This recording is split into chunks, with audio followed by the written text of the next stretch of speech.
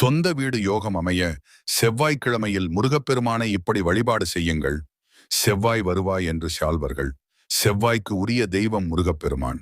செவ்வாய்க்கிழமை அன்று நமது வேண்டுதலை முருகனிடம் வைத்தால் அந்த வேண்டுதலை நிறைவேற்றிக்க அடுப்பர். தொடர்ந்து 9 செவ்வாய்க்கிழமைகளில் விரதமிருந்து முருகனை மனதார வழிபட்டு வந்தால் உங்களுக்கு செவ்வாய் தோஷம் இருப்பின் அதன் தீவிரம் குறைந்து நன்மை உண்டாகும் என்பது ஐதீகம்.